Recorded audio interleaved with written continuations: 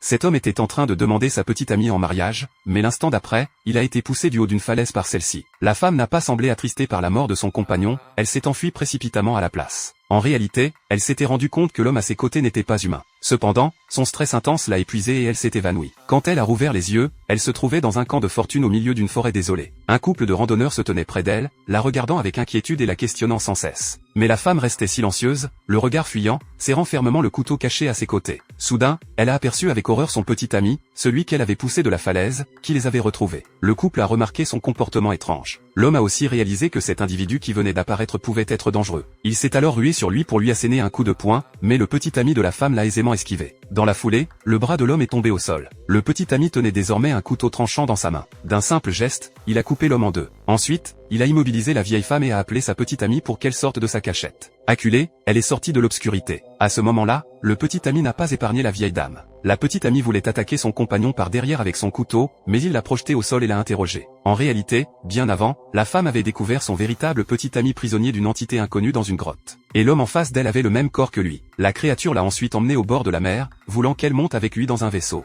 Mais à cet instant, la femme a remarqué un petit couteau dans la poche du monstre. Elle s'en est emparée et l'a planté dans sa poitrine. Elle a sauté dans l'eau et s'est enfuie à toute vitesse. Toutefois, la créature l'a poursuivie, sa blessure saignant abondamment. Alors qu'elle était sur le point de rattraper la femme, un requin, attiré par l'odeur du sang, a englouti le monstre d'une bouchée. La femme a réussi à regagner la rive et a trouvé une voiture. Alors qu'elle roulait sur la route, la radio de la voiture s'est mise en marche, ce n'est que le début.